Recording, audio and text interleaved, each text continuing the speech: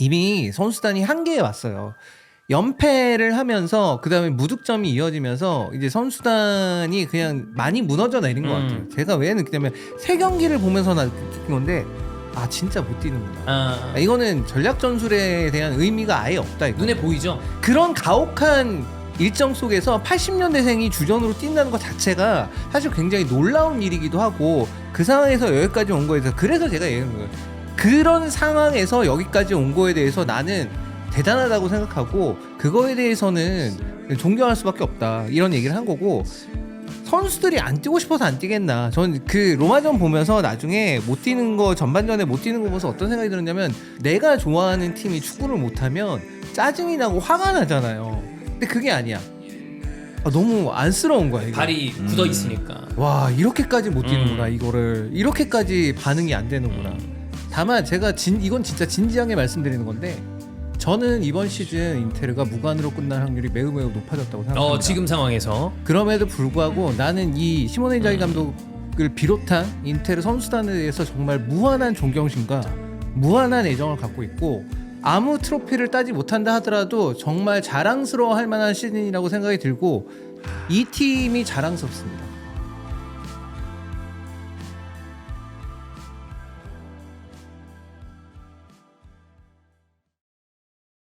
2025년 4월 28일 월요일 21시 08분 지나가고 있습니다. 이든폴 SL스타 타겠습니다. 안녕하세요, 박종입니다. 안녕하세요, 송영주입니다. 안녕하세요, 박성입니다. 네, 코파델레이 우승 영상은 잘 나갔고 많은 바르셀로나 팬분들이 즐거워하는 가운데 약간 레알 마드리드가 공공의 적이 된 느낌이잖아요.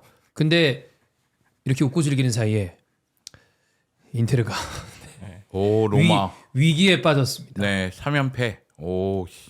코파 이탈리아 탈락의 어떤 그 이야기는 사실 찬우 형이 이거가 가장 후순이다 라고 이야기를 또 해주셨기 때문에 그건 오케이인데 이게 염려했던 리그에서 흔들림 요게 이제 굉장히 좀 걱정입니다. 뭐 처음부터 이 얘기부터 하나요? 좀 뭐 보통 오프닝 할 때 다른 뭐 근황 얘기 뭐 이런 거 하지 않나요? 왜 갑자기 이 얘기를 먼저 하죠? 이게 네. 어찌 보면 근황이 아닌가. 저는 근데 미리 말씀을 드릴게요. 조롱하는 거 다 괜찮아요.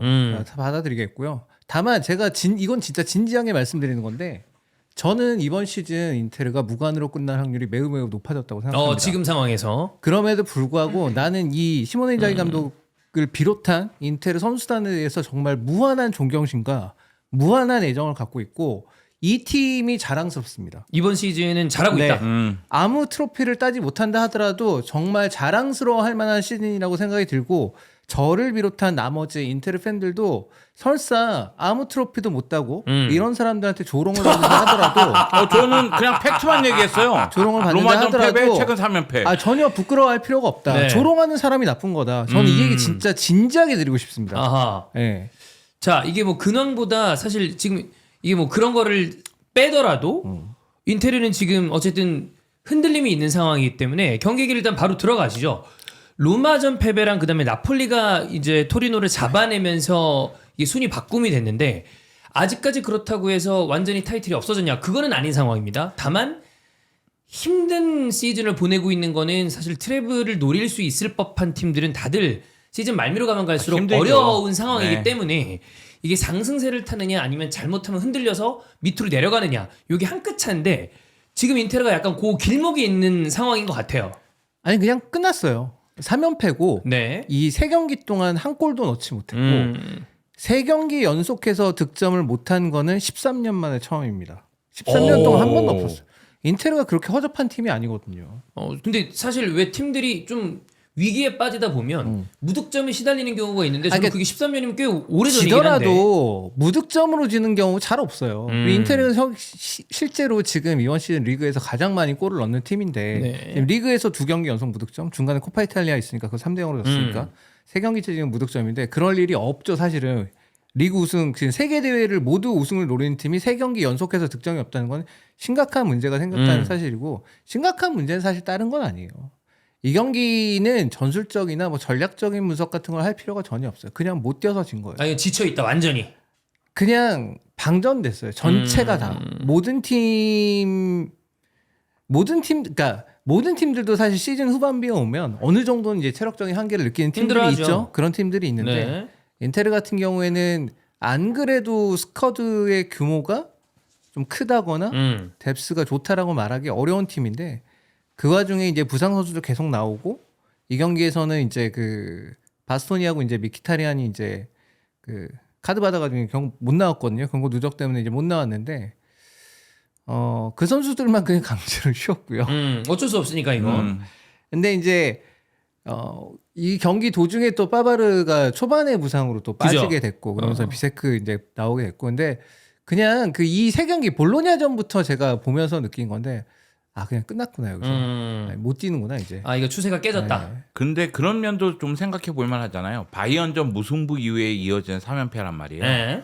그러면 챔피언스리그에서 4강 진출이 확정된 다음에 선수단 분위기는 굉장히 좋았을 것 같은데 그 다음에 3연패가 연달아 이루어졌으니까 이게 약간 그런 느낌일 수도 있지 않을까 싶은데 뭔가 진짜 짜내고 있다가 4강 진출하면서 동시에 어느 순간 탁 퍼지는 순간이 생기잖아요. 그러니까 이제 사실 인테르도 보면 스쿼드가 아까 형님은 두껍다고 볼 수는 없다라고 얘기했지만 저는 개인적으로 좀 얇은 팀이라고 개인적으로는 좀 보이는데 아주 얇아요. 네. 사실 그 왜냐면 사실은 이제 백업 선수들이 많이 좀 도움이 됐다면 모르겠는데 결국 이제 이거는 어쨌든 시몬 회장님이 선택을 한 거죠. 왜냐하면 우리는 세계 대회에 모두 다 지금 결승을 눈앞에 두고 있고 세계 대회를 다 가질 수도 있는 그런 기회가 왔으니까 거기서부터 이제 주전이 돌아가기 시작한 거죠. 그러니까 바이언전, 그다음 볼로냐전, 코파 이탈리아 4강 이것까지.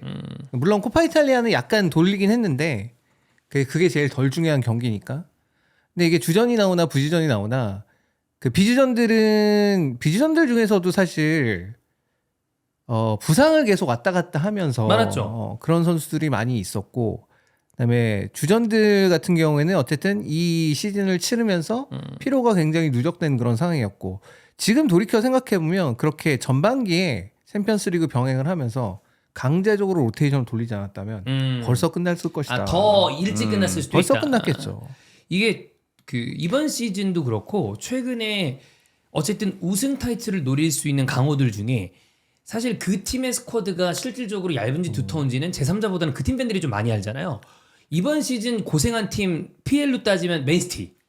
결과적으로는 뭐 FA컵 결승까지는 갔지만 흔들림이 많은 시즌이었고 그다음에 바이언도 리가 우승은 뭐 목전에 두고 있지만 스쿼드의 고생이 너무 많았던 시즌이고 거기다 그렇죠. 부상도 많았으니까. 그렇죠. 그리고 이탈리아로 넘어와도 어쨌든 우승 경쟁을 해야 하는 팀들 중에 유럽 대항전을 같이 병행하는 팀 중에서 인테르가 비교적 스쿼드가 좀 얇은 편인데 결국엔 중요한 순간에 이렇게 탁 맥이 풀리는 경우들이 있는 것 같아요. 그러니까 부상자들이 너무 많고 그다음에 그 시즌을 치르면서 원래는 그 선수들에서 대체 역할을 좀 해줘야 될 선수들 중간중간에 공격수들 백업은 결국엔 라우타로와 튀람을 제외한 나머지 3명은 역할을 아예 못 해주는 선수들이니까. 들이었고요. 네. 그다음에 이제 미드필더에서는 프라테시, 아슬란이 몇 년째 유망주예요. 그냥. 네. 그러니까 이런 식이고 젤린스키 축구도 못하는 애가 계속 아파. 그런 상황이고. 그 한 5분 전 정도에는 모든 인테르 선수에게 존경심을 표한다라고 했는데 아니 팀의 존경심을 예. 표한다고요. 근데 그 아슬란이나 이런 애들은 좀 논외인가요? 걔네들은 존경심이 아니라 걔네들은 사실 좀 반성을 해야 된다. 반성 많이 해야죠. 예. 왜 특히나 이제 젤린스키야 그냥 뭐 자유로 와가지고 네. 뭐 그렇다 치는데 아슬란이는 많이 반성해야죠. 그렇게 팀이 믿고 그렇게 주구장창 써줬는데 아슬란이 호코 이런 애들 있잖아요. 공격수들은 좀 반성 많이 해야 되긴 해요. 호코, 타레미 이런 정말 왜 약간 그 사기 매물 느낌인 거죠. 타레미 뭐 젤린스키 심지어 젤린스키를 욕먹잖아요. 나폴리 첩자라고 저거. 나폴리 우승시키려고 여기 와서 아하. 독을 풀었다. 약간 그 트로이의 목마처럼. 예. 근데 그런 건 아니겠지만 네. 뭐 선수가 아파서 뭐 그런 거면 어쩔 수 어쩔 없긴 수가 없긴 한데 하지. 나와서 그렇게 못하면 네. 굉장히 짜증나거든요. 근데 타레미도 약간 그런 느낌이고 아르나는 그나마 최근에 골 좀 넣어서 제가 중요한 순간에 좀 득점이 있었으니까. 골 좀 넣어서 그나마 네. 면피하는 정도지 걔가 또 있었던 기간 생각해보면 그 면피 안 돼요 그걸로. 뭐 그것도 그렇습니다. 결과적으로 그러니까 우승을 했는데 거기에 도움이 됐어. 그럼 면피가 될 수 있죠. 근데 지금 우승을 못할 수 있는 상황인데 최근 한 몇 주 좀 바짝했다고 뭐 그렇게 해서 그게 면피가 되는 건 아니고 네. 호코 아무짝에도 쓸모없는 쓸모없지, 놈이죠. 사실 호코는. 호코가 제일 비싸다는 게 더 슬픈 일이에요. 네. 그런데 지금 인테르가 트랩을 노렸다가 네. 3연패를 지금 당했잖아요. 그러면 인자기 감독 입장에서도 팀을 분석을 끝났으면 결국은 선택과 집중을 했어야 되는 건 아닌가? 이런 의문이 들 수도 있잖아요. 저는 개인적으로는 그 선택과 집중에 대해서는 이거는 뭐 단순히 인테르 바르셀로나 얘기가 아니라 저는 약간 허상에 가까운 얘기라고 개인적으로 생각합니다. 왜 그런 얘기를 저는 이제 라이브 때도 자주 얘기하는데 팬들 입장에서 선택과 집중, 야 버릴 건 버려야지라는 이야기를 하는 게 저는 틀리다고 생각은 안 하나 저는 최상위권 클럽 사실 우리가 좋아하는 팀들이 보통 완전 최상위권 클럽들이잖아요. 그 팀들의 감독들 중에 진짜 팀의 추세를 깨면서 어떤 대회를 던질 수 있는 용기를 가진 감독이 과연 있을 것인가? 그때 던진다는 건 저는 무승부 이상 정도를 노려야 되는데 그때 전 그래서 토트넘이 이해가 안 가요. 물론 전 토트넘이라는 클럽이 지금 인테르 바르셀로나 정도 레벨의 클럽이라고 개인적으로 생각 안 합니다. 체급차가 있는 클럽이라고 보이는데 아니 누구나 다 그렇게 생각해요. 그죠? 예. 근데 예를 들면 지난 주말에 있었던 리버풀전 5대1로 지더라고요. 네. 선제골 넣었음에도 유로파 4강을 앞두고 저는 그거는 정말 쓰레기 같은 짓이라고 생각합니다. 이건 말도 안 되는 왜냐하면 축구가 게임이기 때문에 독립시행으로 이루어지는 게 아니라 같은 선수들로 하여금 팀의 분위기랑 어떤 연속성이 있죠. 그쵸. 그거를 생각을 해야 되는데 선택과 집중이라는 아쉬움을 결과적으로는 이야기할 수 있으나 시모네 인자기 감독이 그걸 선택할 수 있었을 것인가라고 묻는다면 요거는 인테르에 대한 뭐 심작에 대한 옹호라기보다 제가 아스날 경기를 보면서도 저는 안 던졌으면 좋겠다는 얘기를 하는 게 던졌다가 졌을 경우에 그냥 속절없이 다 지는 경우들을 많이 봐서 근데 그쵸. 제가 얘기하는 선택과 집중이라는 건 던진다는 의미가 아니라 네.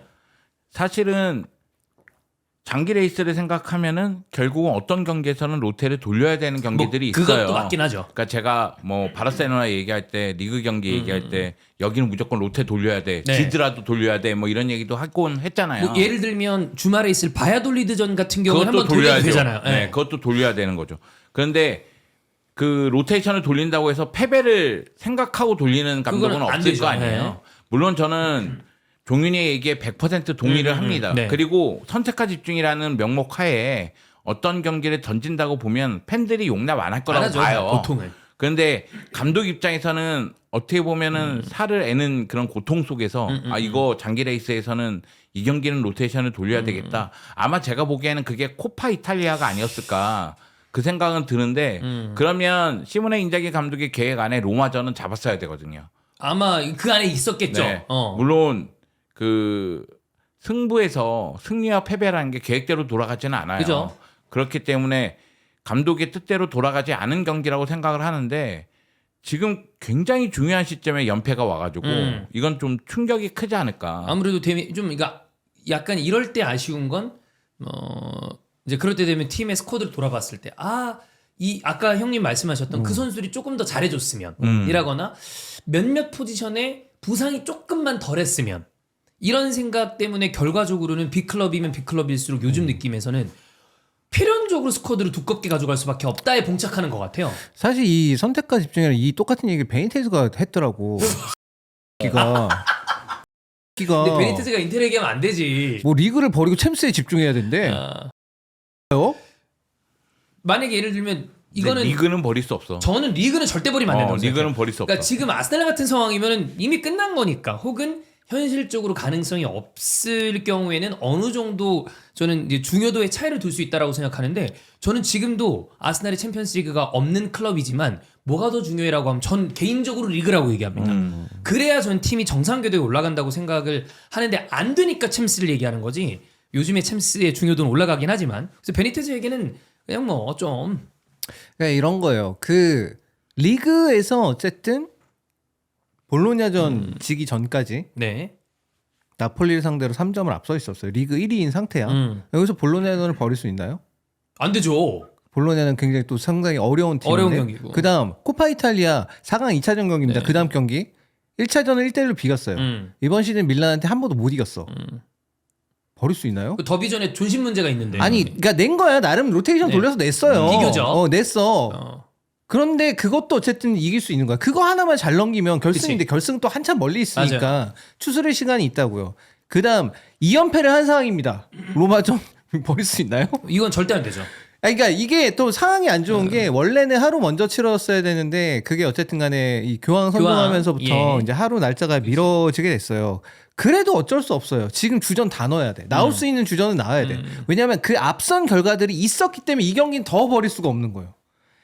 앞선 결과들이 있었기 때문에 그러니까 만약에 볼로냐는 이겼어. 그럼 여기가 좀 여유가 있겠죠. 아무래도. 바르셀로나를 생각하면 여기가 오히려 더 여유가 있을 수도 있죠. 여긴 홈에서 하는 경기니까. 볼로냐는 원정이었고 여기는 홈인 경기고 로마 상대로 해서 계속 강했었기 때문에 결과 다 가져왔었기 때문에 오히려 여기가 여유가 있을 수 있는데 앞에 두 개를 졌어. 그럼 이거는 무조건 잡아야 되는 경기가 돼버린 거예요. 어쩔 수 없어 이거는. 그러니까 선택과 집중이라고 말을 하지만 실제로 시모네 감독 입장에서 생각을 해보면 선택할 수가 없어요. 그냥 할 수밖에 없는 거야 그냥. 이거는 선택의 여지가 없어 그냥. 입장에서는 이거는 어쨌든 해놔야 되니까. 만약에 볼로냐는 결과가 좋았어요. 그러면 당연히 로마전을 여유 있게 갈 수 있겠지만 이게 안 좋으니까 여기 이렇게 될 수밖에 없는 거예요. 그리고 이제 바르셀로나는 경기 치르잖아요. 이것도 어쩔 수가 없어요 그냥. 뭐 일단 다 해야죠. 네, 이것도 어쩔 수가 없어요. 이제는 무조건 전력 투구야. 이거 전력 모든 투구야. 게 다 끝나 있는 어. 상황인데 근데 제가 이제 생각하는 건 뭐냐면은 이미 선수단이 한계에 왔어요. 연패를 하면서 그다음에 무득점이 이어지면서 이제 선수단이 그냥 많이 무너져 내린 것 같아요. 제가 왜 느끼냐면 세 경기를 보면서 느낀 건데 아 진짜 못 뛰는구나. 아, 이거는 전략 전술에 대한 의미가 아예 없다. 이거는. 눈에 보이죠. 디카니오 같은 양반 나와가지고 무슨 아체르면 열심히 뛰는 거. 아체르는 반 시즌 누워있다 나와서 그래 이 양반아.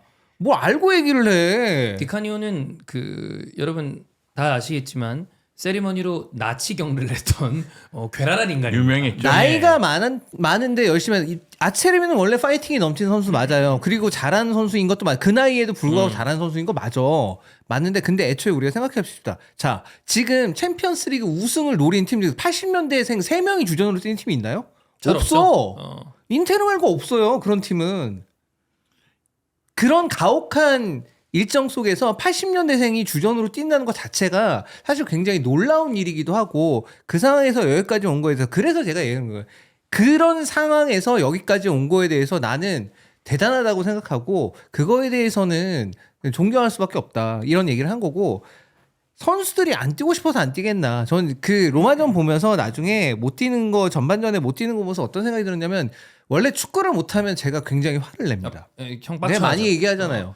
제 콘테 때 얼마나 욕을 했어요. 쌍욕하고 막. 고연봉자. 네. 쌍욕하고 막 그런 축구를 내가 좋아하는 팀이 축구를 못하면 짜증이 나고 화가 나잖아요. 근데 그게 아니야. 너무 안쓰러운 거야. 이게. 발이 굳어 있으니까. 와 이렇게까지 못 뛰는구나 이거를 이렇게까지 반응이 안 되는구나. 그러니까 결국 이 선수들이 훈련할 때 준비해온 패턴대로 상황이 되지 않으면 근데 축구라는 게 이게 실시간으로 11명에서 계속 뛰어다니는 그런 종목인데 어떻게 그 짜놓은 패턴대로만 상황이 나와요. 당연히 수많은 변수들과 수많은 돌발 상황이 나오는데 그럼 그 돌발 상황일 때 반응이 돼야 되고 그다음에 생각을 해야 되고 그런데 그게 그냥 안 되는 것 같아요. 그러니까 시즌을 여기서 끝내야 될 것 같아.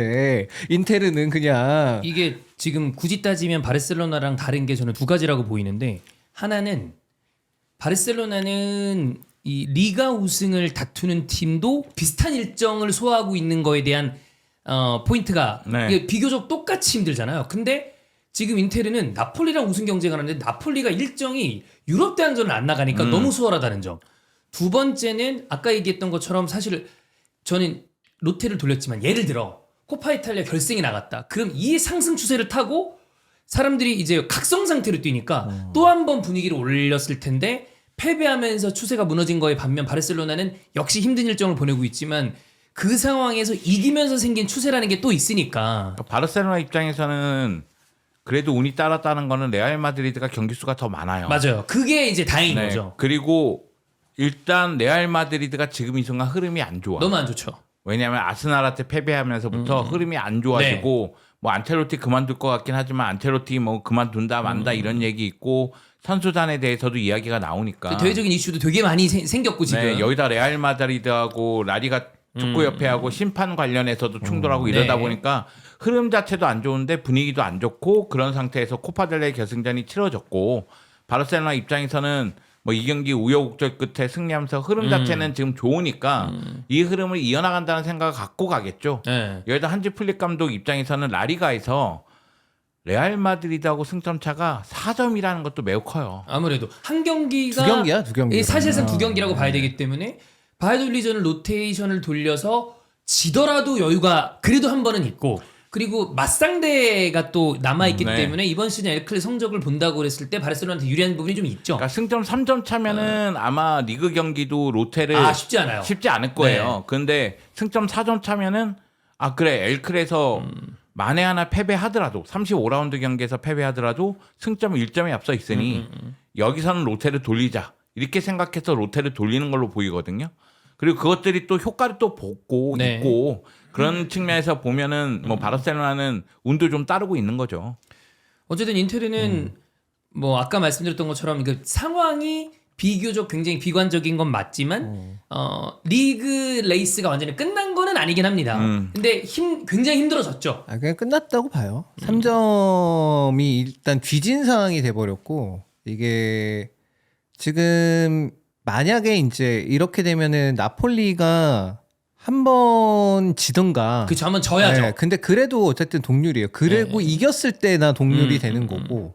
아니면 뭐 다 비기든가 뭐 그런 어떤 현상이 나오지 않는 이상은 매우 어려운 상황이 돼버렸고 돌이켜 봤을 때 그냥 징조는 사실 좀 있었어요. 왜냐면 파르마전 그거 2대 0으로 앞서다 2대 2 됐을 때부터 사실 징조는 있었죠. 그때부터 사실 뭔가 좀 왜 이러지? 그러니까 2대 0으로 이기던 경기를 2대 2로 내주는 거 사실 되게 많긴 많았어요. 이번 시즌 보면 뭐 유벤투스한테도 4대 2로 이기다가 이제 4대 4 됐고 밀란한테도 스페르코파 결승에서 2대 0으로 이기다 3대 2로 역전패 당했고 그런 것들이 있었는데 그것도 이제 따지고 보면은 결국 굉장히 그 후반부에 지키는 힘이 굉장히 약한 팀이라는 거였는데 그게 이제 시즌 전체로 봐서도 이제 나오는 거죠. 네. 이 시즌에 진짜 아주 말미까지 오고 나니까 여기를 지켜내는 힘이 굉장히 약한 거죠. 앞서서는 정말 훌륭한 시즌을 정말 보냈고 잘해왔는데 마지막에 지켜내는 힘이 굉장히 부족하다는 거고 그 부족한 이유는 다른 게 없어요. 사실 선수단이 더 젊어져야 되고 그죠.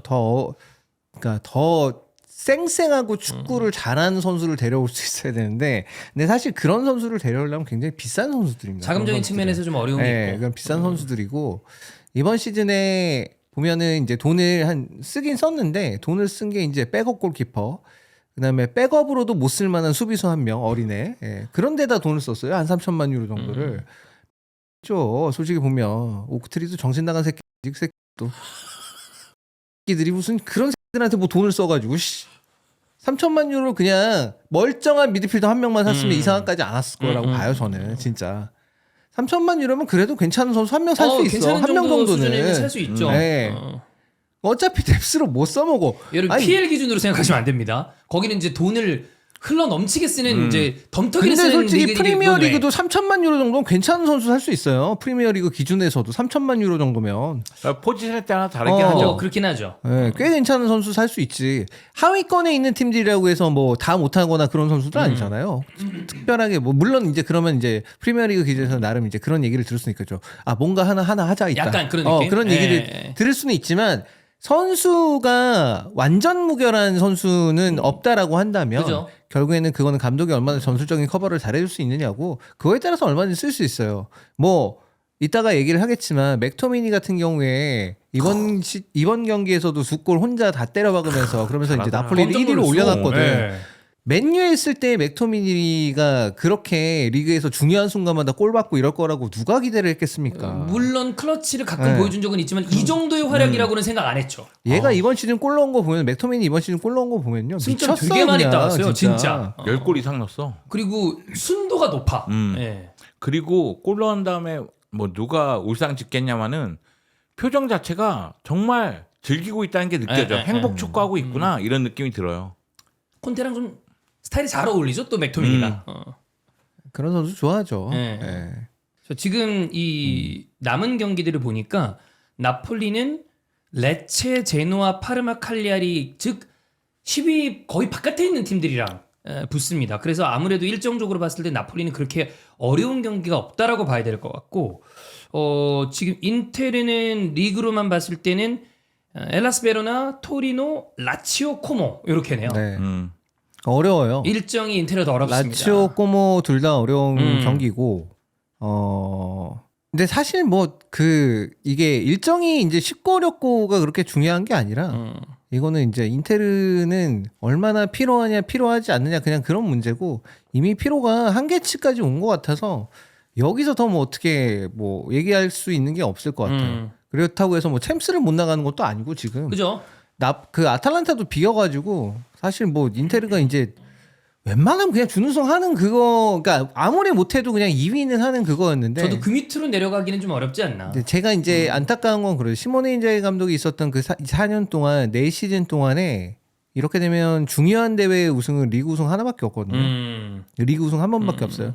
저는 개인적으로 시모네 인자기 감독이 만치니 감독보다 더 뛰어나 인테리 역사상 탑3 안에 들어갈 만한 감독이라고 생각해요. 오. 세 번째 안에 들어갈 만한 감독이라고 생각하는데 그럼에도 불구하고 우승이 하나밖에 없다는 게 너무 안타깝죠. 아쉽죠, 그러면. 만치니 감독보다 더 낫다고 생각하거든요. 근데도 불구하고 우승은 결국 이거 하나밖에 없었다. 라는 게 좀 안타깝죠. 시간이 아주 오래 흐르고 나면 결국에 남는 게 이제 타이틀인 경우가 많으니까. 타이틀을 몇 개 기록밖에 땄냐 없어요. 뭐 맞아. 이렇게 했는데 만치는 리그 3번 우승했어. 예. 시모네 인자기 감독은 리그 한 방 이렇게 그럴 수 되거든요. 있지. 그래서 그게 좀 안타까워요. 그냥 챔스 결승을 가고 4강을 가도 그게 뭐 우승한 건 아니잖아요. 그렇지. 그런 부분이 좀 아쉽다. 그런 게 아쉬운 거죠. 네. 자, 어쨌든 이 얘기가 나온 김에 이탈리아 얘기를 먼저 하고 스페인으로 넘어가는 게 좋을 것 같은데 인테르는 로마에게 패배를 하면서 지금 체력적으로 완전히 붙이는 상황에 되는 상황에 방금 얘기 드렸던 맥토미니 거의 뭐 그 콘테 램파드 같은 느낌. 오. 콘테가 쓰는 램파드 대단한 득점력을 보여주면서 2대0 토리노전 승리. 그래서 1위를 만들어냈고 최근 3경기 5골입니다. 그 와중에 유베는 몬짜를 상대로 또 이겼어요. 네. 근데 그 일디즈가 퇴장을 당했습니다. 네. 나폴리는 뭐 사실 토리노가 최근에 상태가 별로 그렇게 좋지는 않거든요. 토리노 왔다 갔다 하고 우디네세전만 최근에 이제 승리가 있는데 우디네세가 보면은 우디네스도 상태가 안 좋아요. 네, 그래서 우디네스가 계속 연패하고 있는 도중이었고 그래가지고 토리노가 좀 이기지 않았나 싶고 토리노가 약간 무승부도 많고 지금 이제 승리를 못한 지가 좀 된 우디네스전 빼고는 지금 잘 못 이기는 그런 상황이었기 때문에 나폴리 홈에서 치러지는 경기였고 당연히 나폴리가 절대적으로 우위일 거라는 건 뭐 예상이 다 되는 네. 거였는데 득점을 상당히 빨리 초반부에 이제 나오게 되면서 네. 그러면서부터 이제 뭐 나폴리 입장에서는 굉장히 뭐 상승세를 타기 시작을 했었고 보면은 이제 나폴리가 항상 무서운 건 이제 미드필드진이 그렇게 앞쪽으로 달려들면서 이제 순간적으로 이제 수비들이 예상하지 못하게 숫자가 한꺼번에 확 공격 수가 늘어서 박스 안에 숫자 많아지면서 그러면서 이제 힘들어하는 장면들이 있는데 두 골 다 보면은 우측 지역에서 다 공격 작업이 잘 이루어졌고 한 번은 안기사가 줬고 한 번은 폴리타노가 줬고 근데 이제 이 맥토미니가 이제 나폴리에서 가장 잘하는 게 마치 투톱 중에 한 명처럼 쓱 들어가서 이제 딱 받아먹는 그런 그림을 굉장히 잘해주거든요. 네. 근데 이건 사실 루카쿠의 역할도 어느 정도 있죠. 루카쿠라는 공격수가 있기 때문에 그래서 이제 수비수들이 중앙 지역에 있는 수비수들이 이제 루카쿠에게 시선을 좀 뺏기는 게 네. 있는데 이게 알면서도 약간 계속 맥토미니한테 당하는 그런 느낌들이 있거든요. 이게 진짜 수비적으로 조직이 잘 돼 있고 이 맥토미니 선수를 막는 것에 대해서 정말 준비를 많이 하지 않으면 항상 이런 거에 당하는데 토리노가 딱 이번 경기에서는 두 번 다 똑같은 거의 유사한 장면에서 당해버렸고 그 와중에 카사데이는 골 먹히면서 이게 땅을 치면서 막 울던데 그래 뭐 마음은 이해한다. 너도 인테리 출신이잖아. 유벤투스 경우에는 뭐 이긴 건 좋습니다. 상당히 예. 기분 좋게 이겼고 니코 곤살레스가 오래간만에 골을 터뜨려서 니코 곤살레스가 굉장히 엄청나게 좋아하더군요. 그리고 콜로무아니도 오래간만에 골 되게 네. 오래간만에 골을 터뜨린 선수들이 나왔어요. 유벤은. 근데 이제 일디즈가 너무 바보같이 퇴장을 당해가지고 아니 그걸 팔꿈치를 냈다 치는 애가 어디 있어 안 해도 그거를. 되는 짓을 해가지고 그래서 중요한 상황에. 네, 그래서 전반전에 그래가지고 이렇게 퇴장을 당해가지고 네. 후반이 되게 어려워질 뻔했었는데, 근데 뭐 몬짜가 이미 몬짜는 제가 봤을 때 뭐 아직 1%의 확률이라는 건 있긴 있을 테니까 99% 강등입니다. 네, 지금 이거 이제 끝났다고 봐야죠. 4경기를 다 이겨도 지금 27점밖에 안 되기 때문에 엠폴리 위에 베네치아가 25점이라 예, 현실적으로 이게 어렵죠. 거의 가능성이 없어요. 네. 예, 그래서 사실상 강등이라고 해서 보면은 뭐 네스트 감독이 뭐 이거저거 뭐 열심히 하긴 하는데 이미 보니까 한 몇 경기 전부터 선수들 의욕이 좀 많이 떨어져 보이는 그런 느낌이 좀 있었고 뭐 그럼에도 불구하고 이제 후반에 이제 수적인 우위를 상대로 해서 뭐 괜찮은 장면들이 있기도 했었는데 그래도 뭐 결국 골은 안 나오더라고요. 네, 유벤투스 입장에서는 근데 사실 이게 좀 아쉬운 게 뭐냐면 유벤투스가 이제 그 이후의 일정들이 조금 어렵거든요. 유벤투스가 지금 경기만 놓고 봤을 때는 말씀해주신 것처럼 꽤 상황이 어려운데 볼로냐, 라치오, 그쵸. 우디네세, 베네치아. 라치오랑 볼로냐는 완전 직접적으로 챔피언스리그 네. 티켓 경쟁하는 팀이에요. 그렇죠. 일리즈가 지금 팀의 에이스인데 네. 지금 다이렉트 퇴장이어서 이 볼로냐든 라치오 좀 둘 다 아마 못 나올 가능성이 되게 이거는 높아요. 어려운데. 이게 중요한 경기, 너무 중요한 그죠. 경기인데 여기 못 나올 가능성이 좀 커져가지고 투도로 감독 입장에서도 좀 고민이 많이 될 것 같고 유벤투스 입장에서는 이제 진짜 비상인 거죠. 그쵸. 얘네 비상 걸렸지.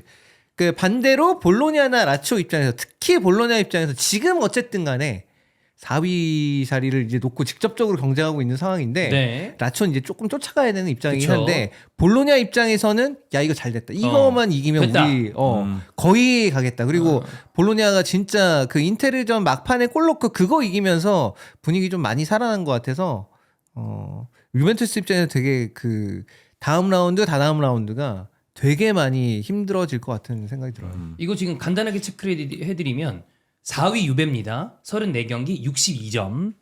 5위 볼로냐가 촬영일 기준으로 내일 새벽에 네. 우디네세랑 경기를 하는데 한 경기 모자라게 60점이기 때문에 우디네세를 잡으면 순위가 바뀌어요. 그 다음에 로마가 34경기 34경기 60점이고요. 라치오가 33경기 한 경기 모자란데 59점.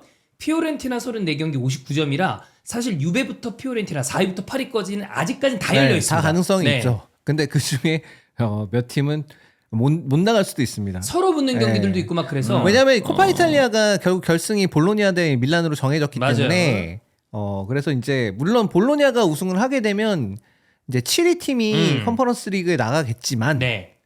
근데 만약에 밀란이 우승한다. 그러면은 이제 밀란은 밀란대로 그냥 그죠, 가는 그냥 그대로 거고 가는 거니까. 그냥 가는 거죠. 거고 네. 그럼 이제 6위 팀까지밖에 못 나가요. 그쵸. 그럼 7, 8위는 못 나가 그냥 아예 저기서. 그래서 뭐 저희가 아마 빅리그들 챔피언스리그 티켓은 따로 한번 정리할 기회가 있을 텐데 이탈리아는 지금 우승팀 레이스도 인테르가 어려워졌지만 끝난 게 아니고 유럽 대항전도 굉장히 치열하게 펼쳐지고 있다라고 보시면 될 것 같습니다. 자, 이렇게 이탈리아를 봤고 스페인으로 갑니다. 스페인은 이제 그 얘기를 좀 해야 될 것 같아요. 바르셀로나 승리 소감은 이미 저희가 따로 영상을 찍었으니까 이 레알 마드리드와 관련된 이슈가 리디거가 뭐 그 사과문을 올리긴 했지만 그때 얘기 드렸던 것처럼 뭔가 약간 공공의 정 느낌으로 굉장히 많은 비판에 시달리고 있습니다. 근데 레알 마드리드는 제가 뭐 이스타 TV에게 좀 미안하다고 느끼는 게 경기 끝나고 그것도 혼자서 보고 분석하면서 보는 게 아니라 여럿이서 보고 아무래도. 와서 얘기할 때 어차피 승리를 거뒀으니까 좋은 게 좋은 거라고 얘기하는 식으로 넘어갔고 양비로는 얘기했어요. 레알 마드리드도 문제고 스페인 축구협회도 문제다. 근데 저는 둘 다 문제인 건 맞다고 생각해요. 다만 레알 마드리드에게 더 아쉬움이 커요. 왜냐하면 우리가 비니시우스 태도에 대해서 여러 번 비판을 했어요. 그러니까 비니시우스가 자신의 이 언변, 그러니까 항의하고 뭐 다이빙하고 이런 것들 때문에 결국은 자신의 플레이가 좀 가려진다. 네. 얘는 실력적으로 정말 뛰어난 선수다. 이런 얘기를 많이 했었는데 그러면 비니시우스를 정상화시켜야 되는데 모두가 비니시우스화가 됐어. 이게 문제인 거예요. 근데 이게 여기서 가장 큰 문제는 뭐냐면 레알 마드리드 구단이 이걸 잡아줘야 돼요. 페레스 그쵸. 회장이 잡아주거나 아니면 안첼로티 감독이 잡아주거나 누군가 잡아줘야 되거든요. 그런데 모두가 이것을 방관하고 있어요. 하물며 레알 마드리드의 자세 자체는 스페인 축구협회 심판 판정 배정 이거 다 문제다. 심판의 판정도 문제고 배정도 문제고 스페인 축구협회의 태도도 문제고 그러면 결국은 심판에 대한 믿음 없이 축구 경기를 해야 된다는 얘기잖아요. 이게 가능한가요? 불가능하죠. 저는 이거 불가능하다고 봐요. 그러니까 이 경기는 경기 시작할 때 레알 마드리드 선수들이 적대감을 갖고 나왔어요.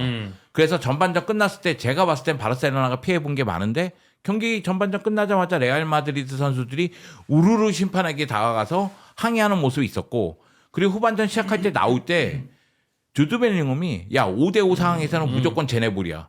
더 적극적으로 해. 이렇게 얘기하는 장면이 있어요. 그리고 경기 끝났을 때는 마지막 순간에 음바페가 에릭의 얼굴을 가격한 건 맞잖아요. 맞아요. 그럼 그 반칙은 맞잖아요. 근데 여기서 비니시우스, 루카스 바스케스, 리디거 모두 흥분했거든요. 리디거는 뭔가 던졌어. 하얀 뭔가 던졌는데 그게 얼음이라는 얘기도 있고 그런데 정확히 모르겠어요. 뭔가 던졌고 그리고 주심이 퇴장 명령을 내렸을 때 욕을 한 거예요. 도구 베이비 이러면서 디스 도구 베이비 막 그러면서 얘기한 거. 이렇게 아 네네. 진짜 도구 베이비라고 했나요? 그렇게 얘기했대요. 어허. 어허. 오늘 독 베이비. 그렇게 그게 외국에서도 욕인가? 모르겠어요. 독 베이비. 아니 도구 베이비라고 해야 되지 않겠지. 근데 개 한 거지. 사실 여하튼 욕을 했고 그리고 루카스 바스케스는 필드 안으로 들어와서 항의를 한 거예요. 네. 그러다 보니까 이제 퇴장을 당했고 경기 끝나고 나서 주드 벨링엄은 주심에게 공격적으로 항의하다가 퇴장을 당했어요. 제가 얘기하고 싶은 건 그거예요. 축구는 승패가 매우 중요하긴 해요. 그리고 팬들은 그거에 따라서 희비가 엇갈리고 웃고 웁니다. 근데 패배한 거 있잖아요. 빨리 잊어야 돼요. 근데 지금 보면 이 패배가 패배로 끝난 게 아니라 다음 경기에 이어져요. 세 선수가 징계를 받을 수가 그쵸. 있거든요. 그리고 35라운드에 엘 클라시코가 맞아요. 펼쳐집니다. 그럼 그 여파가 엘 클라시코까지 연결이 온다고 될 봐야죠. 가능성이 크죠. 예. 그런 점을 봤을 때 레알 마드리드는 왜 이런 태도를 보이는가? 이거는 참 한심한 짓이고 그리고 경기 보신 분들은 다 이해할 겁니다. 아니 발베르데 박스 안쪽에서 손에 볼에 맞았어요. 그러면 VR은 봐야 될 거 아니야. 온필 드리블을 해야 될 거 아니야. 그냥 갔어요. 자 루카스 바스케스가 쿠바르시 잡아당겼어요. 그거 온필 드리블을 해야 될 거 아니야. 그거 제가 온필 드리블 하면은 PK일 거 가능성이 높다고 얘기했는데 그냥 갔어요. 후반전에 리디거 발목 저는 그건 PK라고 봤어요. 그거 PK인데 네. 그것도 그냥 갔어요. 자 여기서 피해 입은 게 이게 아닙니다. 추아미니 태클, 주드 벨링엄 태클 그거 다 카드 색깔이 진한 색이 나올 수 있는 장면들이에요. 그냥 갔어요. 근데 여기서 가장 중요한 건 그거예요. 경기 중에 심판 판정의 피해는 바르셀로나 선수들이라든가 바르셀로나 팬들이 받았다는 느낌이 강한데 결국 볼 경합이라든가 이런 상황에서 선수들이 느끼는 감정은 분명히 따로 있을 겁니다. 근데 레알 마드리드 선수들은 피해를 입었다고 생각하는 거예요. 그런 것 같아요. 그러다 보니 주심의 판정에 대해서 하나하나 불만을 다 토로했고 결국은 그 여파가 코파델레이 경기 패배뿐만이 아니라 다음 경기까지 이어진다. 이 전체적으로 저는 뭐 아까 형 얘기처럼 선수들은 사실 프로 레벨에 특히나 그 정도 최상위권에 있는 선수들은 승부욕의 화신들이잖아요. 그래서 순간 눈이 돌 수 있다고 생각합니다. 아니 저는 근데 기본적으로 그거예요. 앞서 열린 엘 클라시코에서 모두 다 크게 패했기 때문이라고 생각해요. 레알 마드리드가 모두 다 크게 패했고 네. 거기에서 이제 보통 우리가 쉽게 레알 마드리드에 있는 선수들의 능력이라는 거는 세계적으로 봐서도 다들 탑 클래스에 있는 그쵸? 선수들이잖아요. 자, 쟤네나 우리나 비슷해. 근데 쟤네랑 하면 우리가 판판이 엄청 깨지네? 왜지? 내가 못해서인가? 아닌데 나 축구 잘하는데? 문제 원인 어디서 찾아야 돼? 외부에서 찾아야죠. 그러니까 바르셀로나랑 경기를 해서 졌던 게 우리가 그 미세한 심판 판정들 때문에 우리가 좀 억울을 당했네. 네. 그러니까 이렇게 크게 졌네. 그게 사실이든 아닌지 중요하진 않아요. 그들에게 그게 이제 그게 강해져 사실이든 있다. 아닌지 중요하지 않아. 그러니까 나는 난 되게 뜬금없었거든요. 갑자기 심판, 야, 저 심판은 레알 마드리드 경기했을 때 우리 몇 패 했어. 저 심판 바르셀로나 받으니까 바르셀로나 많이 이겼네? 이거 뜬금없이 이걸 왜 들고 나오지?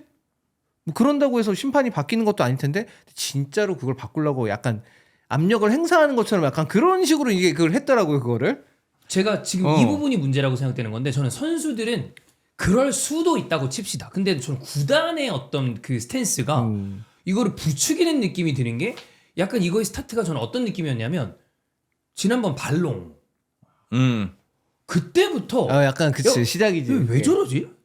그러니까 보이콧 한 거에 저는 대해서 레알 마드리드는 모든 스포츠를 망라해서 5손가락 안에 들어가는 프로 스포츠 구단이라고 생각해요. 예를 들면 뉴욕 양키스처럼. 근데 이런 구단이 왜 저렇게 그러지 않아도 될 순간에 품위 없이 행동을 할까? 예를 들어 비니시우스 혼자 개 떨어. 저 새끼는 왜 저러냐? 근데 감독과 구단이 보이콧하는 느낌을 물론 그중에 몇몇 선수들은 좀 아니었지만 좀 이상한데? 근데 그 이후에 레알 마드리드와 특히나 레알 마드리드 한국에 있는 팬들도 페레즈 저 영감증이 좀 이상한 것 같다 라는 얘기가 나올 정도로 원래 레알 마드리드가 지켜야 되는 품위를 계속 떨구는 행동들을 하니까 선수들이 그런다 하더라도 구단 차원에서 이걸 부추기는 행위를 하고 저는 그래서 이전에 그런 행위가 있다 하더라도 이번에 사실 그거는 압박을 가하는 거잖아요. 그렇죠. 그 굉장히 안 좋은 거예요. 다 동의를 합니다. 네. 다 동의를 하는데 약간 시각의 차이가 있다면 그 정도로 라리가 심판들이 개판인 거예요. 그건 인정. 그러니까 레알 마드리드 TV에서 레알 마드리드 경기에 배정되는 심판들의 영상을 틀어주면서 그동안 오심이 있었던 장면들을 보여주잖아요. 개판. 그건 맞아요. 상 개판인 거예요. 네, 그거는 인정합니다. 그러면 처음부터 이런 것을 만들지 못하도록 협상을 하던가 타협을 하던가 이야기를 나누던가 뭘 했어야 되는 거 아니에요. 물론 지금 코파델레 결승전이라는 빅 이벤트를 앞두고 이런 식으로 압박을 가하는 건 잘못된 짓이죠. 이게 너무 안 좋은 것 같아요. 이건 너무 안 좋은 네. 짓이죠. 그리고 제가 테바스 오래 봐서 아는데 심판 교체 웃기지 말라고 해. 경기 배정도 개판이고 심판 배정도 개판인데 그거 바꿔주겠어요? 안 바꿔줬죠. 그리고 나서 벵고에체아 눈물 흘리고 기자회견하고 푸에르테스 말도 안 되는 얘기하니까 정말로 싸움이 벌어진 거예요. 그러면서 테바스는 자기 SNS에 야 이거 정치질이다. 이거 권력에 대한 네. 싸움이다. 이런 얘기를 했고 제가 보기에도 약간 이거 권력 다툼 같은데 정치 같은데 이런 느낌이 좀 든 거예요. 그래서 저는 이번 사건이랑 발롱도르 사건 보면서 약간 그런 생각도 가졌어요. 페레스 회장이 이렇게 행동하는 건 슈퍼리그 얘기를 다시 꺼내기 위해서인가? 이 얘기를 하는 분들도 있더라고요. 어쨌든 이 정도 되는 사람의 어떤 그 행동이나 언행은 보통 고도의 이 큰 플랜 안에서 움직이는 그러니까 감정적으로 순간 욱해서 하는 순간도 있겠지만 보통 우리가 흔히 얘기하는 정치인들이 하는 말들은 다 뭔가 노림수가 있다라고 얘기하는 것처럼 아 근데 안 그런 경우가 더 많은 것 같아요. 저는 그쵸. 이제 살다 보니까 안 그런 경우가 훨씬 많다. 후에 왜냐하면 해석되는 경우들도 네. 뭐 있으니까 이게 사후 약방문이라고 나중에 이제 갖다 붙이는 게 너무 많은 것 같고 그 지나고 나니까 이제 그렇게 해석이 되는 거지. 사실 할 때는 그 사람들이라고 뭐 이게 그것도 맞아. 생각이 있어 하는 게 아니라 진짜 했는데 하고서 자기가 그 다음 대응을 잘 하다 보니까 이제 잘 된 경우도 있는 이게 거고. 꿈보다 근데, 해몽이 되는 거죠. 만약에 슈퍼리그를 만들기 위한 발판이 아니었다면 진짜로 멍청한 짓이죠. 그러니까 이건 저는 좀 솔직히 얘기하면 저는 페레즈 회장이 대단한 사람이라고 우리가 그런 얘기 자주 했잖아요. 현대 축구의 아예 핀포인트처럼 분위기를 바꿔버린 사람이라 여전히 그거는 대단하다고 생각을 하는데 뭐 이렇게 같은 짓을 하나. 저는 이게 페레스 회장의 마지막 임기잖아요. 네. 나이가 너무 많아. 그러니까 네. 마지막 임기라고 저는 생각을 하는데 고령이에요 진짜. 네, 이 마지막 임기 내에 슈퍼리그를 만들려는 건가? 이런 생각이 잠깐 들었었고 그리고 레알 마드리드를 확실하게 재편하고 나갈 생각은 있나 보다. 그래서 다음에 뭐 사비 알론소 감독이 올 가능성이 크긴 한데 사비 알론소 감독이 오면서 팀을 재편하지 않을까 이런 생각은 좀 갖고 있고요. 다만 레알 마드리드가 보여준 이 행보 자체는 네. 매우 부적절하고 이건 매우 좋지 않아요. 잘못되어 있기 때문에 이거에 대해서는 소위 얘기해서 내부적인 회의를 통해서 경로를 바꿔야 됩니다. 이런 식으로 가면은 솔직히 레알 마드리드는 스페인 라리가의 리딩 클럽이에요. 라리가 최다 우승팀이에요. 저는 라리가의 리딩 클럽이 아니라 축구판 전체 그쵸. 리딩 아, 클럽이라고 그럼요. 생각합니다. 네. 근데 소위 얘기하는 리딩 클럽이 심판 못 믿겠어. 스페인 축구협회 못 믿겠어. 이런 태도로 가기 시작하면은 줄줄이 따라갈 수도 있어요. 그쵸. 그러니까 이거는 체제를 바꾸는 게 아니라 체제가 무너지는 겁니다. 그렇기 때문에 레알 마드리드 입장에서는 지금 이 태도에 대해서는 반드시 수정 보완이 필요하다.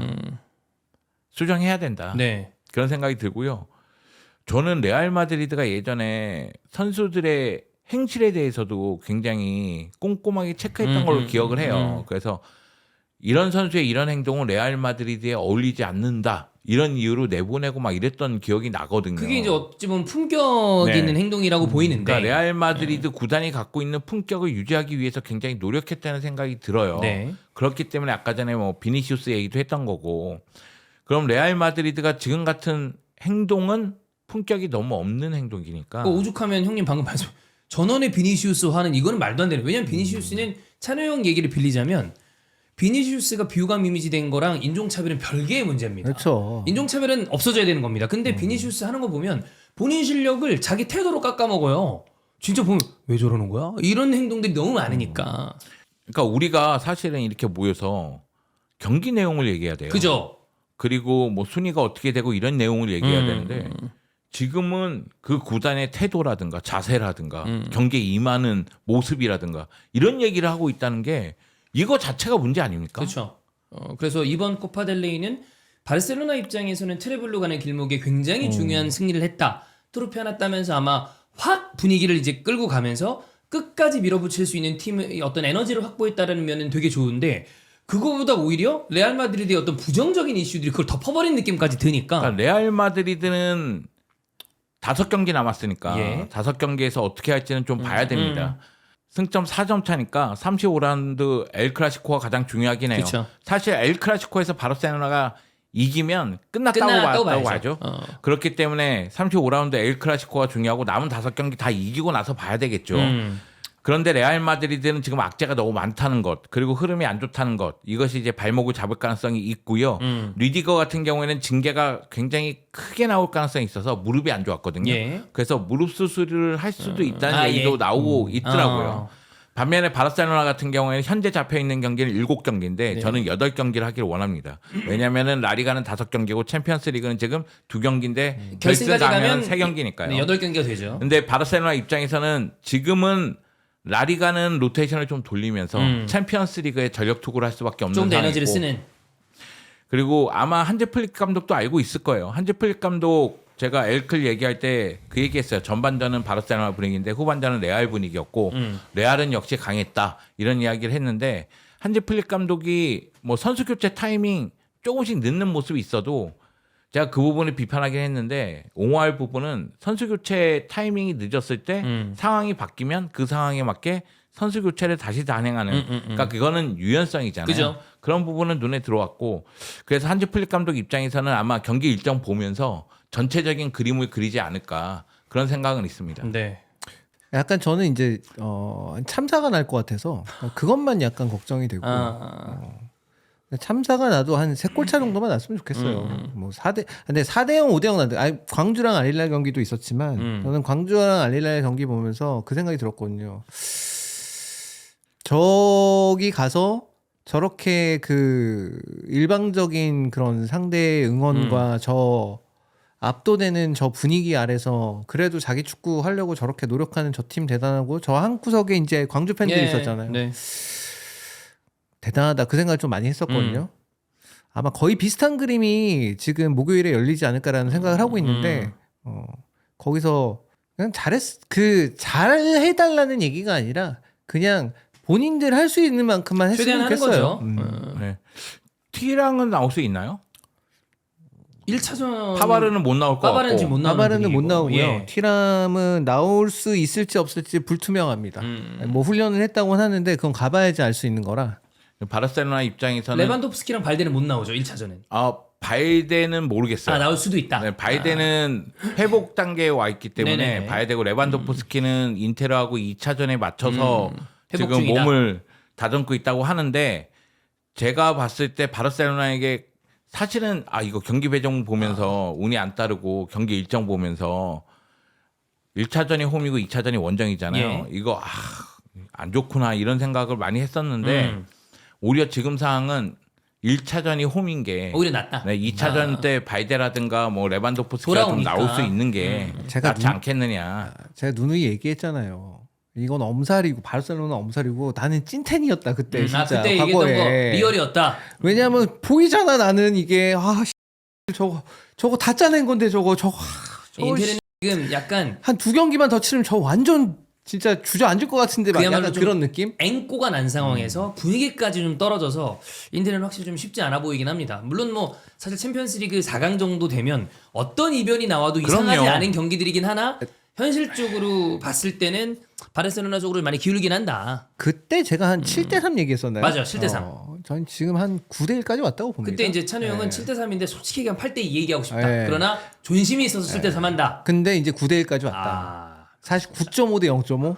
네. 그 정도까지 왔다 지금. 네. 자, 요거 간단하게만 보겠습니다. 세비야가 지금 15위입니다.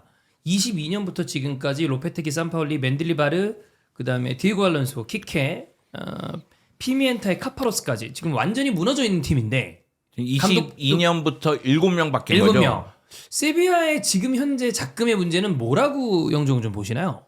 세대 교체가 제대로 안 됐어요. 아, 팀의 세대 교체가 안 되고 네. 있다. 홀렌 로페테기 감독 나간 다음에 감독 이름을 쭉 얘기해 줬는데 네. 로페테기랑 가장 유사한 스타일이 누군가요? 그나마 피미엔테예요. 그러면 로페테기 축구가 잘 됐다고 생각하면 로페테기처럼 전술을 구사하는 감독을 데리고 와야 될 거 아니에요. 근데 그러지 못했단 말이에요. 물론 이제 맨딜리바르 감독 시절에는 유럽 대항전에서 성적을 내긴 했어요. 그렇다고 해서 맨딜리바르 감독의 축구가 그 다음 시즌에도 힘을 발휘했느냐? 그건 아니란 말이에요. 네. 맨딜리바르 감독은 전방부터 압박하고 빠르게 전환하길 원하니까. 근데 이런 부분에 대해서 상대가 파이법을 갖고 나오니까 흔들리기 시작했고 감독 교체를 단행했단 말이에요. 그 다음에 감독들 보면 아니 뭐 왜 이런 얘기밖에 안 나와요. 근데 피미엔타 감독 올 시즌 초반 너무 안 좋았어요. 감독 교체 얘기 나왔단 말이에요. 팬들 입장에서는. 네. 그런데 피미엔타 감독을 믿고 가겠다는 얘기가 됐고 피미엔타 감독을 믿고 갔단 말이에요. 근데 최근 4연패 당했잖아요. 그죠?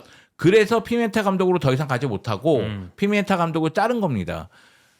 다만 제가 느끼기에는 피미엔타 감독이 활용할 수 있는 카드가 많지도 않았어요. 솔직히 예전만큼의 선수 구성 아닙니다. 세비야 아니다. 네, 루케바키오 말고는 믿을 만한 선수가 누가 있나요? 거기는 해결사도 믿을 만한 해결사가 루케바키오예요. 드리블러 누가 있나요? 루케바키오예요. 플레이메이커 누가 있나요? 루케바키오예요. 예.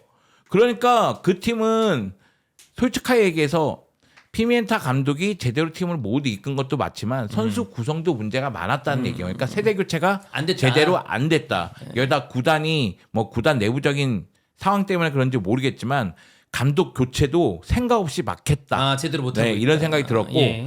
그나마 구원 투수로 호아킨 카파로스 데려왔는데 호아킨 카파로스는 어떻게 보면 세비야의 아버지 같은 존재예요. 2000년부터 2005년까지 세비야 이끌면서 승격시켰을 네. 겁니다. 그리고 세비야가 위기일 때마다 구원 투수로 2번 들어와서 다 잘 넘겼어요. 그러니까 네 번째 감독직을 지금 수락한 거거든요. 네. 지금 69세예요. 너무 고령이다. 네, 아니 자기는 열정은 여전히 대단합니다. 아니, 뭐 막 마음은 이런 당연히 얘기 하는데 그렇지만. 69세예요. 내일 모레 70살입니다. 예. 저분 더 이상 하지 않겠습니다. 네네네네. 네. 아니 뭐 여하튼 라니에리도 감독하는데 뭐. 그래, 뭐 그런 그래. 라니에리는 고령은 고령이니까. 라니에리 인테리도 잡았잖아. 근데 다만 그 호아킨 카파로스 감독이 지휘봉 잡고 나서 2경기에서 1무 1패예요. 예. 그래서 승리를 거두지 못했는데 카파로스 감독은 뭐 잔류는 시킬 것 같고요. 지금 뭐 세비야가 순위 자체가 이렇게 낮은데 유럽 대항전 노리는 것도 좀 이상하고 그렇죠. 그리고 유럽 대항전 노리는 거 순위를 보면은 사실은 7위 밖에서 7위 안으로 들어가려고 하는 그런 팀들이 되게 많아요. 네. 그러니까 7, 8위 놓고 막 여러 팀이 경쟁하고 있기 때문에 사실은 뭐 세비야에게는 잔류하는 게 그냥 현실적인 목표다. 네. 그래 이런 식으로 잘 마무리하고 네. 새로운 감독에게 바톤 터치하는 게 좋지 않겠느냐. 오히려 세비야 일정이라든가 이런 거 봤을 때는 뭐 잔류는 가능할 하지 것 않을까? 같긴 한데 뭐 지금은 소위 얘기해서 우승 경쟁 뭐 바르셀로나, 레알 마드리드 그리고 챔피언스리그 경쟁 뭐 아틀레티코 마드리드, 아틀레틱 클로브까지는 나간다고 봤을 때 그러면은 5위 자리 놓고 지금 비아레알과 베티스가 경쟁하니까 예. 그거 보는 재미가 있을 것 같고 그리고 유럽 대항전에 각각 진출해 있으니까 바르셀로나, 아틀레틱 클로브, 베티스 그쵸, 다 있죠. 네, 챔피언스리그, 유로파리그, 컨퍼런스리그가 있으니까 요거 보는 재미가 있고 그리고 잔류를 누가 하느냐 요거 보는 재미가 있을 것 같아요. 근데 세비야 건뿐만이 아니라 세비야라는 팀뿐만이 아니라 이거 조금 생각을 해봐야 될 게 뭐 스페인에 이런 이 정도 규모에 있는 팀들 중상위권 정도. 한때는 이제 유럽 클럽 대항전에서도 그쵸. 굉장히 좋은 성적을 거뒀었고 생각해보니까 세비야한테 졌구만. 세비야 빡세. 씨. 이전에. 네. 예멜이 생각해 보세요. 그러니까 그 유럽 클럽 대항전에 좋은 예. 성적을 거뒀던 클럽들 스페인, 이탈리아, 뭐 포르투갈도 그럴 수 있겠고 요 이베리아 반도에 있는 팀들 지금 이탈리아에서는 삼프도리아가 지금 3부로 떨어질 위기거든요. 와. 지금 2부로 내려간 지 좀 됐는데 아, 그래? 2부에서도 성적이 안 좋아가지고 그래서 그렇구나. 3부로 내려갈 만한 아이고. 지금 성적이 지금 간당간당해요. 지금 어. 2부에서 B에서도 지금 하위권에서 지금 왔다 갔다 네네. 하고 있는 그런 상황이라 자칫 잘못하면 지금 3부로도 떨어질 수 있는 그런 상황인데 뭔가 2010년대 중반 이후 넘어가면서부터 요 정도 규모의 클럽들이 살아남기가 점점 힘들어지는 그런 상황이 되고 있지 않나? 순간적으로 무너지는 경우들이 생기고. 이거에 대해서 뭐 깊이 제가 성찰을 한다거나 고민을 해본 적은 없습니다만 이런 현상들이 곳곳에서 좀 보이는 걸로 봐서는 프리미어리그 쪽, 그러니까 잉글랜드 쪽을 제외하면 논외. 그런 것들이 좀 있는 거예요. 뭐 예를 들어서 뭐 레인저스 같은 경우는 파산 한번 됐다가 다시 올라온 거잖아요. 네, 그런 케이스들이 있는 걸로 봐서는 야 이거 뭔가 축구계의 흐름 자체가 그러니까 이 우리 사회에서 계속 얘기하는 게 양극화 문제 되게 많이 얘기하잖아요. 축구계도 뭔가 돈의 방향이라는 게 어느 순간부터 이렇게 돼버린 게 아닌가?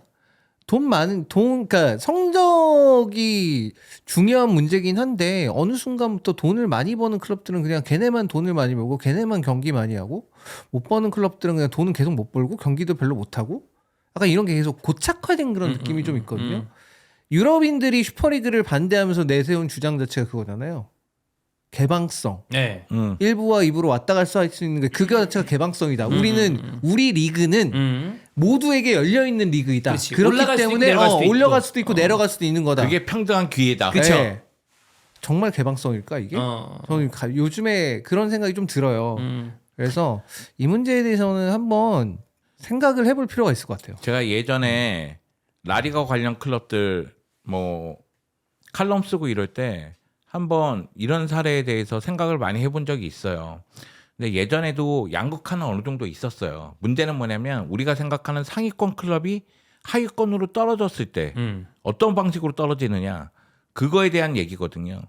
그럼 뭐 데포르티보라든가 지금 발렌시아라든가 네. 이런 팀들이 소위에서 빅4였는데 예전엔 그랬죠. 지금 빅4라는 얘기가 없어요. 없죠. 나리가전 양강과 그냥- 아틀레티코 마드리드 3강. 네. 뭐 양강 아니면 빅3 뭐 그쵸. 이렇게 얘기를 하니까 근데 결국은 돈이에요. 맞아. 그러니까 데포르티보 같은 경우에는 소위 얘기해서 스트라이커를 잘 키워서 스트라이커를 비싼 값에 팔았단 말이에요. 마카이 트리스탄. 네, 뭐 그 전에 뭐 히바우드, 로이 마카이 예. 이런 선수들을 잘 팔아왔는데 트리스탄에서 이게 엇박자 엇박났죠. 팔 타이밍에 못 팔면서 결국 돈이 굳고 그러다 보니까 재정적인 어려움이 따르고 여기다 이루레타가 떠나면서 팀이 무너지는 그런 모습이 나왔고 발렌시아는 뭐 피터림이니까 더 이상 네. 얘기할 필요는 없고 그리고 세비야 같은 경우에도 우리가 생각하는 세비야는 뭐 2000년대에 등장을 해서 결국은 세비야 유스 클럽에서 레스, 나바스, 카펠 뭐 이런 선수들. 라모스 네. 이런 선수들을 등장시키면서 또 이적시키면서 돈을 얻어냈고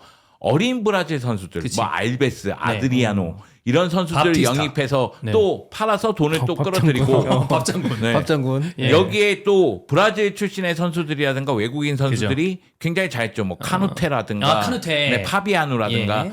그러면서 유럽 대항전, 특히 이제 유로파리그, 네, 유로파리그에서 성적을 내면서 재정적으로 힘을 발휘하면서 팀이 잘 굴러갔단 말이에요. 그래서 세비야 입장에서는 안달루시아 넘버원은 우리다. 세비야야. 근데 지금 이 순간 안달루시아 넘버원은 베티스죠. 베티스거든요. 근데 그거에 대한 박탈감도 매우 클 텐데 세대 교체할 때 구단 운영에서부터 선수 구성에서부터 모든 게 좀 엇박자가 나니까 그러다 보니까 선수 구성은 돈이 있어야 되잖아요, 제대로. 그렇게 돈이 새기 시작하면은 위에 있는 클럽들이 내려오더라고요.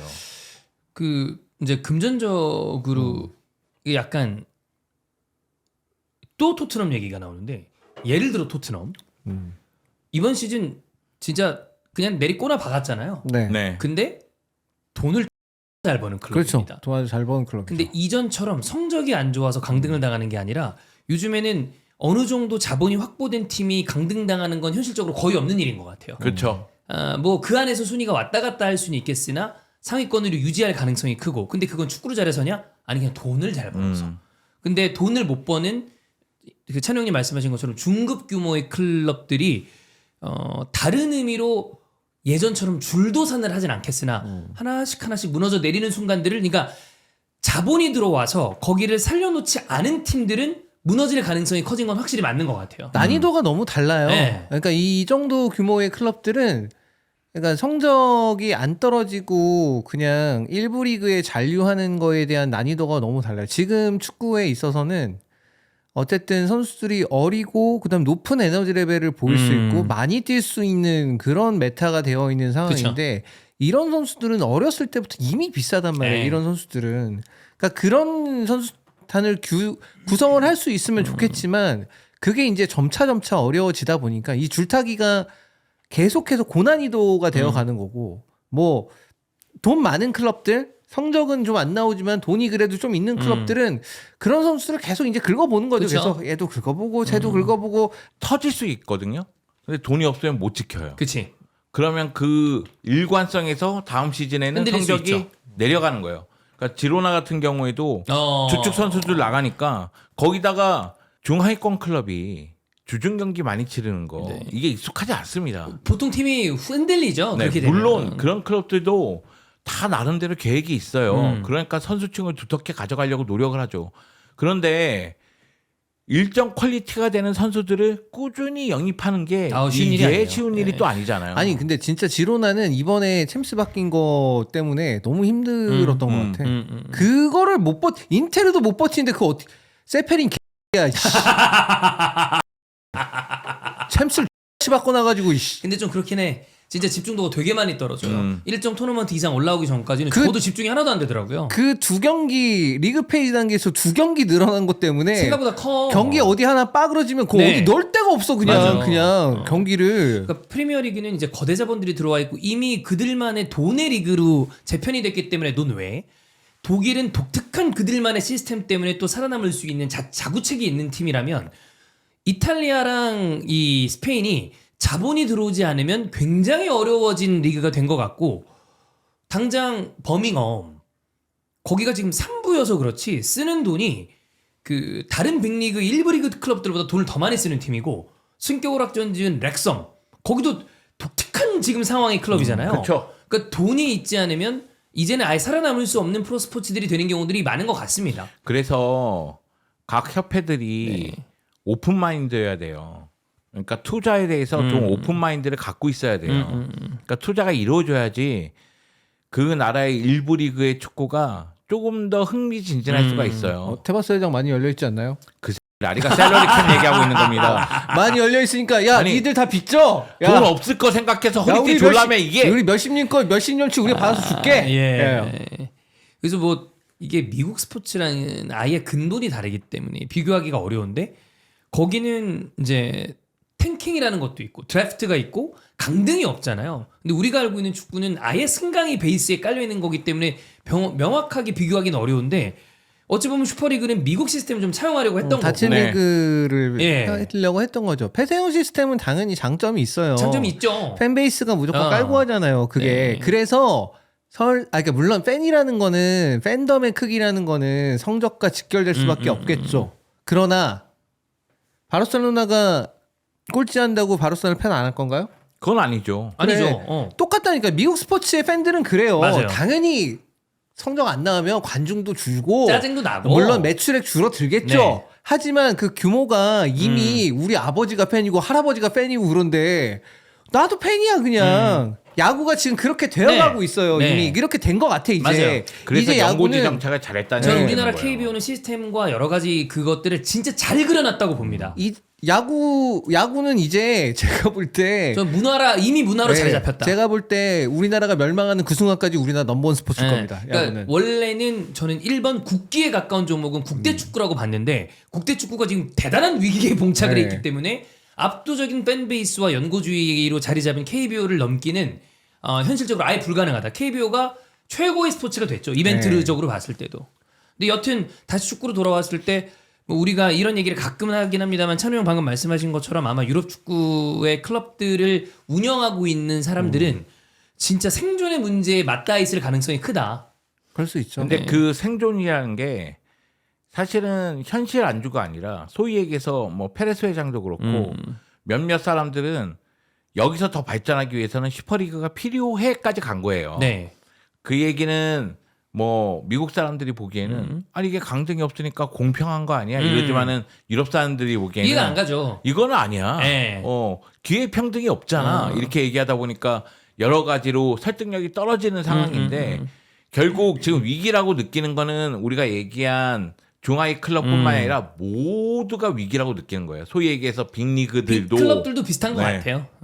어쨌든 뭐 이런 것도 아마 생각하시는 분들이 많을 테니까 찬우 형이 얘기해 주신 것도 생각할 만한 거리가 되지 않나라고 생각을 하고 자 마지막 하이라이트는 요겁니다.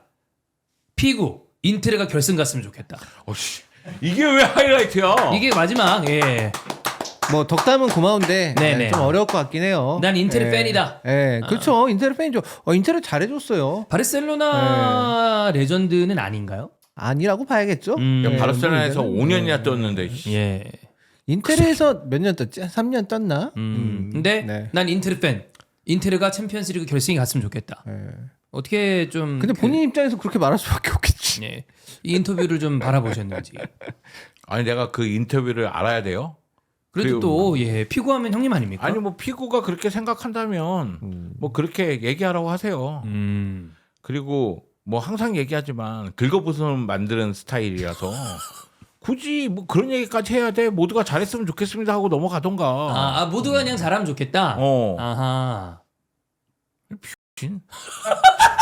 가져가자 해요. 진짜. 그렇습니다. 네.